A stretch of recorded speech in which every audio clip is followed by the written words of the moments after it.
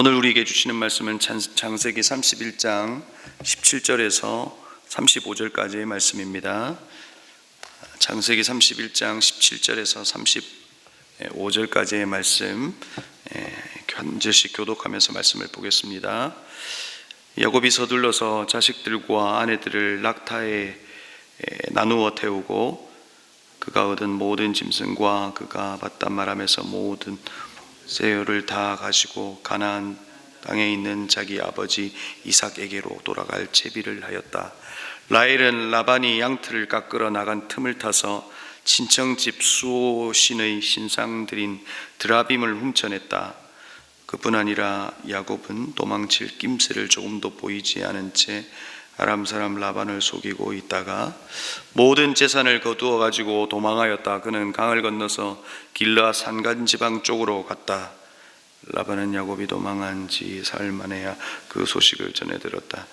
라반은 친족을 이끌고 이렛길을 쫓아가서 길르앗 산간 지방에서 야곱이 있는 곳에 이르렀다. 그날 밤에 아람 사람 라반이 꿈을 꾸는데 하나님이 나타나셔서 좋은 말이든지 나쁜 말이든지 야곱에게 아무 말도 하지 않도록 조심하라 하고 그에게 말씀하셨다.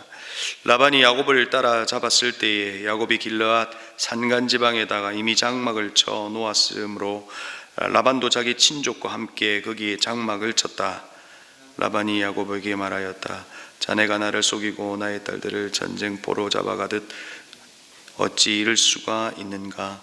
어찌하여 자네는 나를 속이고 이렇게 몰래 도망쳐 나오는가? 어찌하여 나에게 아무 말도 하지 않았는가?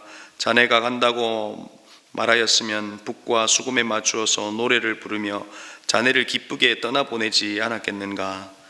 자네는 내가 나의 손자 손녀들에게 입을 맞출 기회도 주지 않고 딸들과 석별의 정을 나눌 시간도 주지 않았네.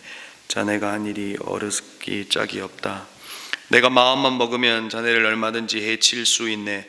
그러나 어젯밤 꿈에 자네 조상의 하나님이 나타나셔서 나에게 경고하시기를 좋은 말이든지 나쁜 말이든지 야곱에게 아무 말도 하지 않도록 조심하여라 하셨다네.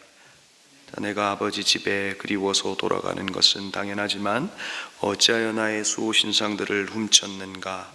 야곱이 라반에게 대답하였다. 장인어른께서 저의 처들을 강제로 빼앗으실까 보아 두려웠습니다. 그러나 장인어른 댁 수호신상들을 훔친 사람이 있으면 그를 죽이셔도 좋습니다. 장인어른의 물건을 가운데서 무엇이든 하나라도 저에게 있는지 우리의 친족들이 보는 앞에서 찾아보시고 있거든 가져가십시오. 야곱은 라헬이 그 수호신상들을 훔쳤으리라는 우리는 전혀 생각하지 못하였다. 라반은 먼저 야곱의 장막을 뒤졌다. 다음에는 레아의 장막과 두 여종의 장막까지 뒤졌으나 아무것도 찾아내지 못하였다. 레아의 장막에서 나온 라반은 라헬의 장막으로 들어갔다. 그 수호신상들을 낙타 한 장 밑에 감추고서 그 위에 올라타고 앉아 있었다. 라반은 장막 안을 샅샅이 뒤졌으나 아무것도 찾아내지 못하였다. 라헬이 자기 아버지에게 말하였다. 아버지, 너무 노여워하지 마십시오. 지금 저는 월경 중이므로 내려서 아버지를 맞이할 수 없습니다. 라반은 두루 찾아보았으나 끝내 그 수호신상들을 찾지 못하였다. 아멘. 여러분, 우리의 살아온 시간들을 돌이켜보면 뜻밖의 일을 만나기도 하고 가는 길에 장애물이 생기고 또한 우리의 길이 막힐 때가 있습니다. 그런데 그때가 우리의 삶의 어떤 때였습니까? 뜻밖의 일이 아니라 뜻 안으로의 초대인 것을 알게 되었고 우리의 인생의 장애물이 아니라 디딤돌이 되는 것을 우리는 경험했습니다. 또한 우리의 인생길이 맡기는 것이 아니라 새로운 길을 여시는 것을 우리의 인생을 돌이켜보면 깨닫게 됩니다. 그럼 야곱도 마찬가지입니다. 전과 같지 않은 라반의 태도에 야곱은 어찌해야 하나 하는 때에 하나님께서 그에게 나타나셨습니다. 조상의 땅, 친족에 있는 땅, 가나안 땅으로 가라라고 새 길을 여신 것입니다. 안전한 곳을 피하여 이곳에 왔는데 위험을 느꼈던 가나안으로 가고 있는 그의 인생의 반전인지 아니면 아이러니인지 하는 지금 야곱의 인생을 우리가 보고 있습니다. 이들은 야반 도주를 결심하고 준비해서 오늘 야곱은 아내와 자식들을 낙타에 나누어 도주를 시도하고 있습니다. 그런데 여러분, 이 와중에 라헬이 드라빔을 훔치고 있는 모습을 보게 됩니다. 이 바쁜 와중에 라헬이 왜 드라빔을 훔치고 있을까요? 의문이 생깁니다. 여러분, 당시 드라빔은 가정을 지키는 수호신이었습니다. 사람 모양으로 한 수호신들을, 이 크기는 다양했지만 대부분 손에 쥘 수 있을 만큼의 이 작은 크기였습니다. 이것이 집안의 번영과 행복을 가져다 준다고 믿었던 겁니다.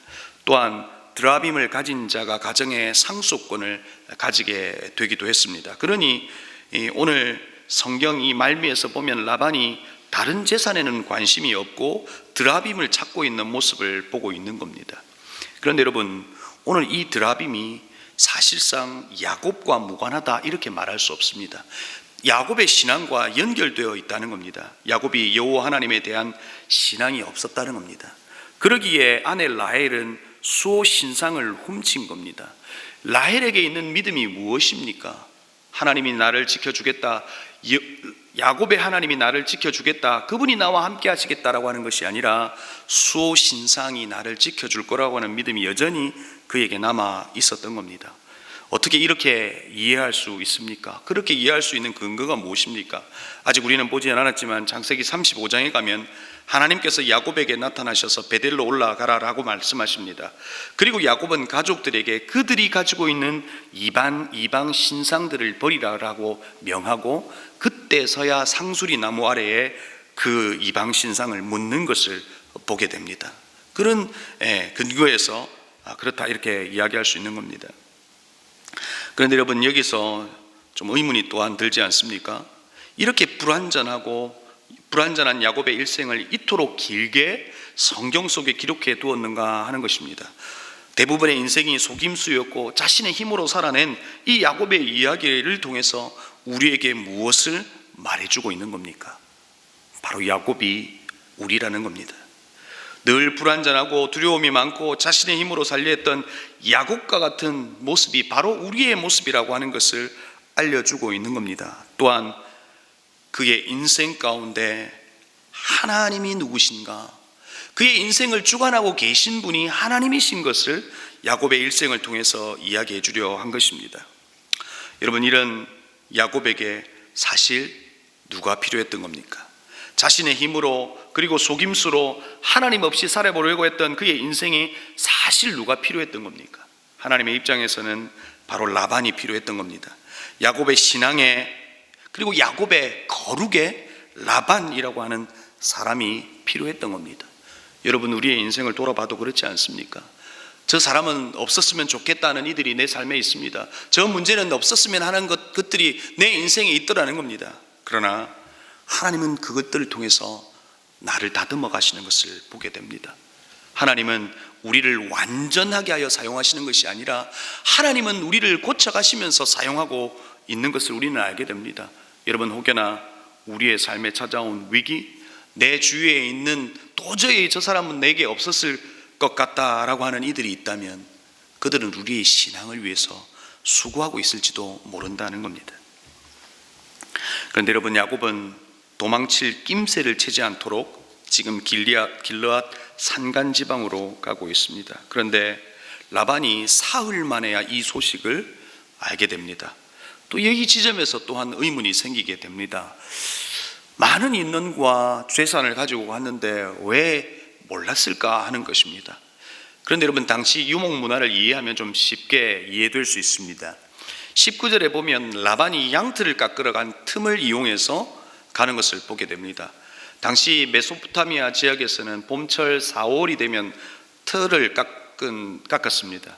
18세기 문헌을 보면 털을 깎을 때 300명에서 400명이나 되는 많은 인원들이 3, 4일에 걸쳐서 털을 깎기도 하고, 또 어떤 문헌에서는 10일 동안이나 진행되었다는 기록도 있습니다. 바로 그 틈을 타서 도망하고 있는 것이죠. 그리고 사흘 만에 라반이 알게 되고 추적이 시작됩니다. 그런데 그때 꿈을 통해서 하나님께서 라반에게 나타나셔서 24절에서 말씀하시죠. 좋은 말이든지 나쁜 말이든지 야곱에게 아무 말도 하지 않도록 조심하라. 이렇게 편안하게 주님께서 말씀하고 계신 것 같지만 입 다물라는 겁니다. 라반, 너는 입 다물라는 겁니다. 어떤 행동도 야곱에게 하지 말라는 겁니다. 라반은 다시 추적을 시작하면서 무슨 생각을 했을까요? 자신이 섬긴 드라빔 속에 수호신이 나타난 것이 아니라 야곱의 신 여호와가 나타나 자기에게 말한 겁니다. 두려움이 있었을 겁니다.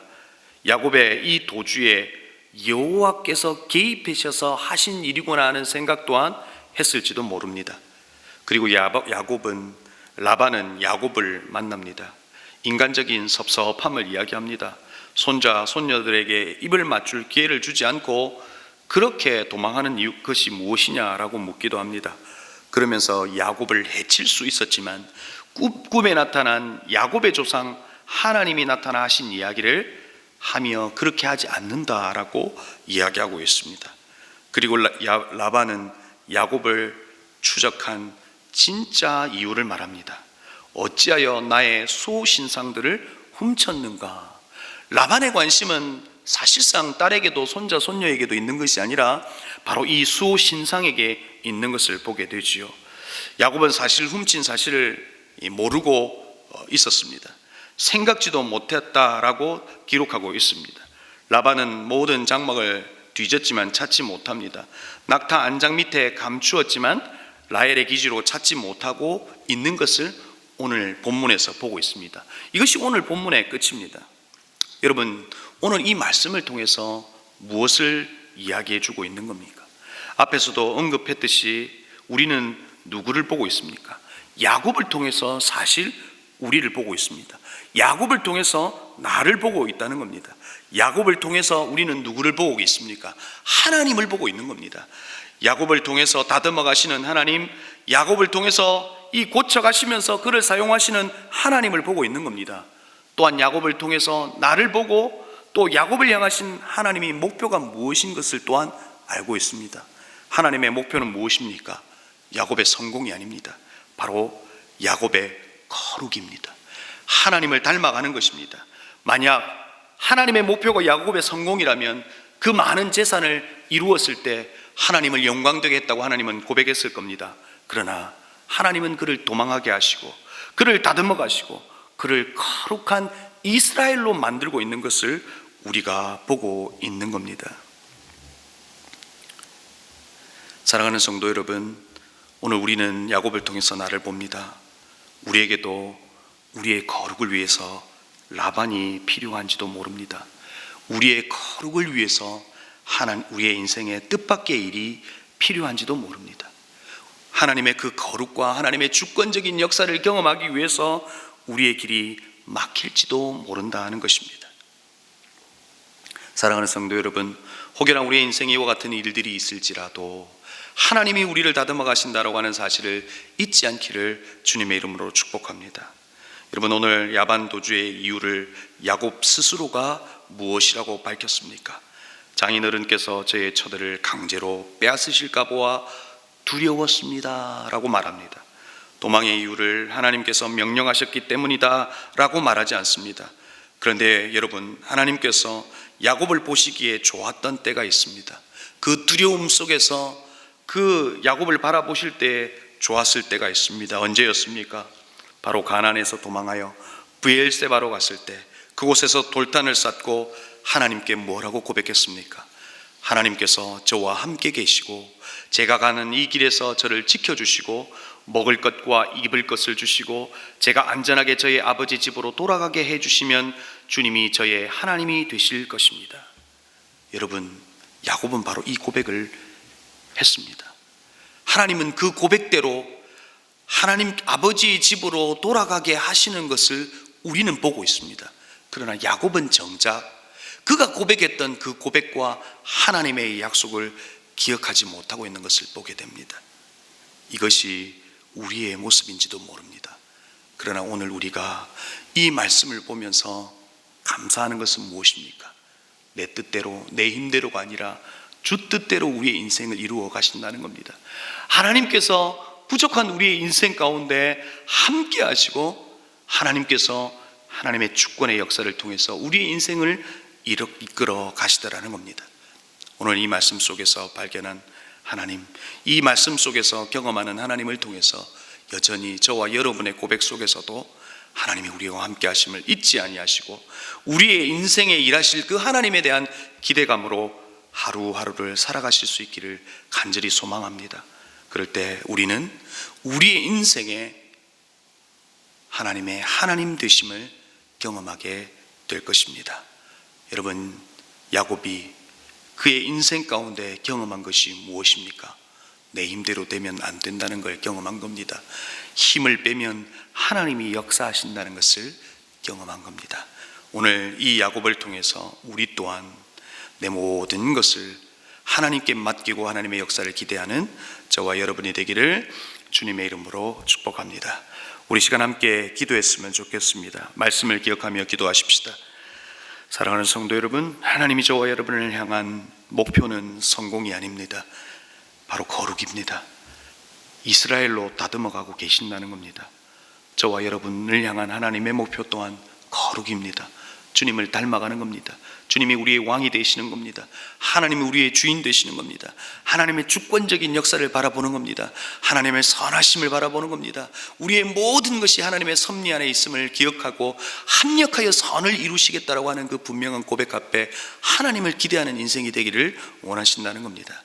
오늘 시간 합심으로 기도할 때 하나님, 정말 주님을 바라보며 하나님 앞에 내 인생 전부를 맡기며 하나님이 나와 함께 하시며 하나님이 우리의 인생길의 주인이 되신 것을 기억하며 그 길을 걸어가게 해달라고 우리 시간 말씀을 기억하며 기도했으면 좋겠습니다.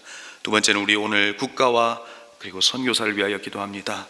하나님, 코로나 위기 속에 있는 이 나라를 건져주시고 또 위기 앞에 서 있는 우리 선교사님을 기억하여 주옵소서. 특별히 함께 기억하여 기도하실 때 미얀마 땅을 위해서 기도했으면 좋겠습니다. 많은 이들이 목숨을 잃어가고 있습니다. 하나님, 그 땅을 불쌍히 여겨 주옵소서라고 오늘 시간 말씀을 기억하면서 그리고 국가와 또 선교사를 위해서 그리고 미얀마 땅을 위해서 또 여러분이 가져오신 기도의 제목을 가지고 이 시간 합심으로 함께 기도하시겠습니다.